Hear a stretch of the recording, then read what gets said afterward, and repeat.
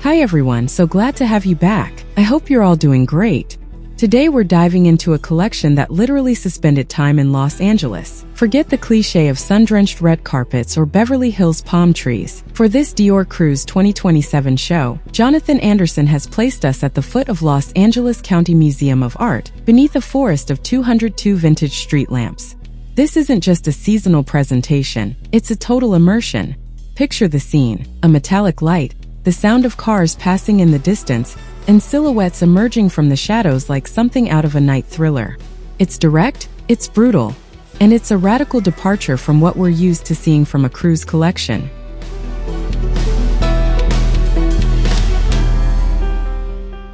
The atmosphere is established immediately, a sort of ultra-aesthetic crime scene. Spotlights cut through the darkness as models move with an almost clinical coldness. You can instantly feel the David Lynch influence.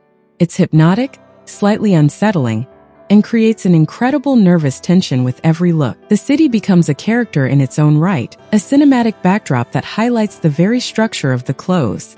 What's fascinating here is that Anderson doesn't fall into the trap of easy Hollywood folklore. He rejects predictable glitter to build a bridge between the house archives and a much more futuristic vision.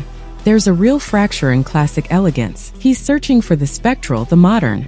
For him, Hollywood isn't a golden dream, it's a mythology inhabited by its own shadows. He transforms glamour into something far more tense and cold.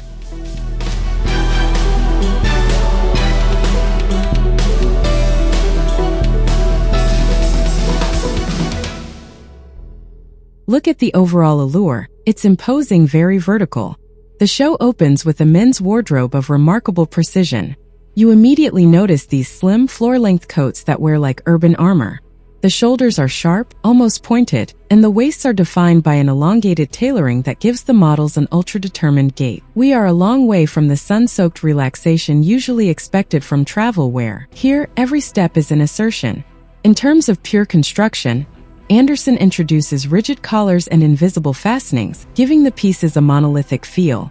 There is a clear technical mastery behind these volumes, the use of architectural shape memory fabrics that keep the garments from wrinkling, even in motion. The concept of the grand, theatrical capes goes beyond simple styling. Cut from dense wools, they are designed to catch the wind and command the space, extending the silhouette long after the models have passed under the street lamps.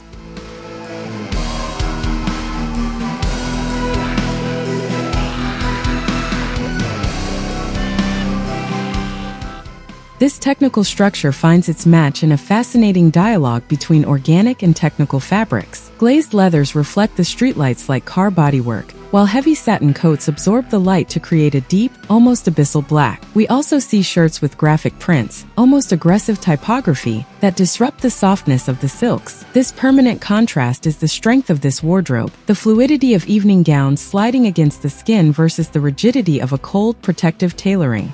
For the details that really hit the mark, look closely at the accessories. Let's zoom in on the headwear by Stephen Jones. Beanies and caps embroidered with words like Dior or Buzz. It's ironic, it's clever, a way of saying that fashion knows it's being watched. Styling-wise, the silhouettes are grounded by square-toed patent boots and massive footwear that break the princess vibe of the dresses. Even the bags, like the book tote revisited with nods to American Psycho, contribute to this aesthetic of the bizarre.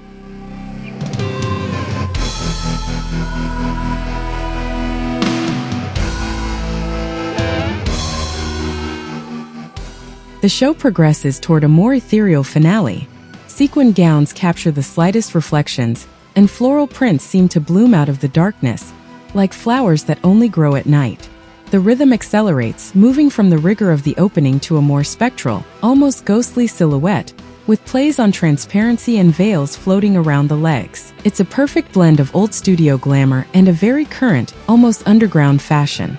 So, of course, the question arises: does this slightly tense atmosphere and these imposing volumes stay true to the Dior spirit? Jonathan Anderson is clearly taking the risk of the strange. And for me, that's where he wins his bet. Rather than offering a smooth, featureless luxury, he imposes a divisive vision that forces reflection. It's this kind of boldness that gives cruise collections real legitimacy back on the fashion calendar.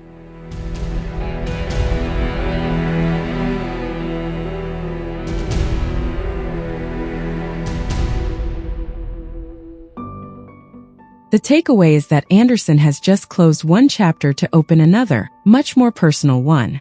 Between the contemporary art of LACMA and the electric LA sky, he proves the house can be brutal, modern, and radical without ever losing its soul or its savoir-faire. It's a collection of great maturity, transforming the Hollywood dream into a much more striking visual reality. By the way, what do you think of this mix between ultra-luxury and these slightly dark cinematic references? Does this new direction for Dior win you over, or do you feel it strays too far from the house's historical codes? I really can't wait to read your thoughts and debate with you in the comments. Thanks for sharing this moment with me. A little tip for the road: go take a look at 1950s film Noir. You'll see the connection to this show immediately. I hope you enjoy the rest of the footage and keep nourishing your fashion eye. Take care and see you very soon for a new breakdown.